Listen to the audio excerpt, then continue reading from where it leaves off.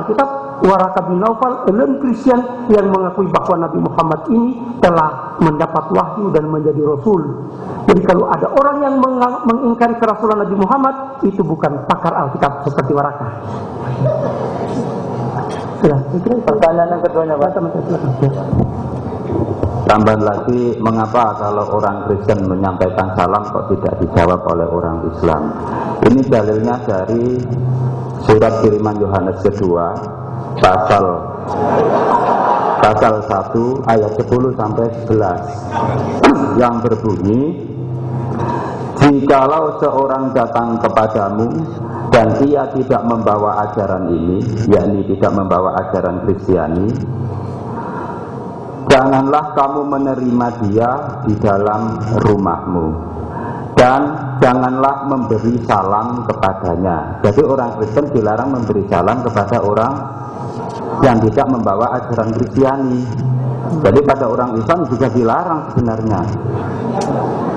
Sebab barang siapa yang memberi salam kepadanya, ia mendapat bagian dari perbuatannya yang jahat. Jadi saya kira sudah jelas itu. Nah, itu memberi saja nggak boleh apabila apalagi menerima salam gitu loh. Nah, oleh karena itu umat Islam pun kalau mengucapkan salam atau selamat Natal itu umat Islam keblinger sebab nggak tahu dalilnya dari surat kiriman Yohanes kedua pasal 1 ayat 10 dan 11 ini. Orang Kristen nggak boleh menerima. Ya, itu. Terima kasih. Kami silakan. Bukan komentar, Pak, yang menjawab pertanyaan tadi, Pak. Yang tadi ini kan ada pihak Islam. Pertanyaannya tadi ditujukan pada teman Islam, kalau orang tidak tahu Quran, menjelaskan Quran gimana? Nah, secara adil ya bilang yang tidak pantas. Itu aja kan, yang adil. Kalau orang tidak tahu Quran kok jelaskan Quran, itu kan menyakitkan hatinya orang Islam. Tapi kalau membaca Quran kan mestinya boleh untuk memahami. Demikian juga Alkitab. Kalau orang Alkitab tidak ngerti Alkitab, tidak ngerti Yesus, jelaskan Paulus, jelaskan itu yang mestinya tidak pantas gitu. Bukan berarti tidak boleh, tapi tidak pantas gitu loh. Kemudian tentang ayat tadi dikatakan, bertanyalah kepada membaca Alkitab sebelum kamu, dalam Yunus 94. Itu kalau kita baca dalam Al-Baqarah 113 dikatakan, dan berkatalah orang Yahudi tidaklah orang Nasrani di atas sesuatu kebenaran, dan orang Nasrani berkata pula tidak ada orang Yahudi di atas sesuatu kebenaran, padahal mereka sama-sama pembaca Taurat dan Alkitab, membaca Alkitab. Jadi kalau kita baca ini logika, kalau salah ya nyuwun sewu. Menurut saya kalau baca begini yang disebut pembaca Alkitab itu ya mestinya orang Nasaroh dan orang Yahudi. Itu menurut saya.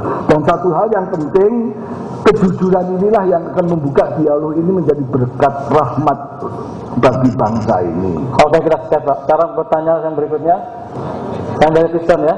Oke, sekarang Pak, nama dari mana? Nama saya Haji Muhammad Losohartato dari Solo, Pak. Terima kasih waktu yang diberikan kepada saya. Yang pertama yang ingin kami tanyakan pada Pak Pendeta, satu ialah kapan Yesus itu diangkat menjadi Tuhan. Terus yang kedua, keyakinan dan pengetahuan itu lebih dulu mana? Terus yang ketiga, benar itu bagaimana definisinya? Dan yang selanjutnya untuk Ustadz Sani Munir, pengertian lakum dinukum waliyatin itu bagaimana? Mohon dijelaskan. Terima kasih. Oke, yang dari Nasrani silakan. Baik, selamat siang. Saya Tirto Sujoko dari Pasuruan, Jawa Timur. Saya ingin menanyakan kepada Bapak Sanihu mengenai perkataan asjudu dan anak budu. Apakah ini pengertiannya sama-sama menyembah? Kepada Bapak Cahyadi Nugroho, apa yang dimaksud dengan menyembah kepada Yesus? Apakah itu sama pengertiannya penyembahan kita terhadap Allah? Itu yang kami tanyakan. Oke, Terima kasih. Langsung saja kepada tadi pertanyaan Bapak Tato, kami berikan kepada Bapak Sanihu. Oke, terima kasih. Tadi ditanyakan mengenai lakum dinukum waliyadin. Jadi itu disampaikan di dalam ada surah Al-Kafirun, ya. Jadi kita itu dianjurkan oleh Allah SWT untuk selalu menjalankan dakwah, memberikan dakwah itu kepada seluruh umat manusia, ya. Wa ma arsalnaka illa kaffatan linnas. Kami tidak mengutus kamu ya Muhammad, ya seluruh umat Islam ini, terkecuali kepada seluruh umat manusia, basyiran wa nadhira. Memberikan kabar gembira kepada yang beriman, yang sholat, yang berpuasa, yang dan sebagainya, dan memberikan peringatan kepada orang yang sesat, seperti misalnya Kristen dan sebagainya. Itu diberi peringatan supaya kembali ke jalan yang lurus. Ketika kita memberikan peringatan kepada orang Kristen, maka akan terjadi dua kemungkinan. Kemungkinan pertama, Allah mengatakan fa in aslamu fakadihtada. Mereka akan sadar, oh iya betul kami sesat, sebagaimana dikatakan oleh John Davidson, itu yang merah buku. Ini bagus sekali. John Davidson ini mengatakan bahwa Masya Allah, kita orang Kristen sudah tersesat selama 2000 tahun. 2000 tahun Pak, tersesat orang Kristen. Makanya memerlukan dakwah Islam. Nah, ketika kita berdakwah, itu ada dua kemungkinan. Fa'in aslamu fakadihtada. Kalau nanti Pak Cahyadi ini mendapat hidayah dari Allah, dia masuk Islam. Tapi kalau misalnya dia tetap berpaling, fa'in tawallau, fa'innama alaikal balagh. Kalau kamu berpaling, yang penting kami sudah memberikan peringatan yang benar. Ketika dia menolak, ketika kami menyampaikan kebenaran-kebenaran dia menolak, jatuh tingkatannya. Kalau tadi hanya sesat, belum jelas yang benar dan yang palsu, sekarang kita berikan penjelasan dan menolak, jatuh tingkatannya menjadi kafir. Ketika dia kafir, kita ucapkanlah lakum dinukum waliyadin.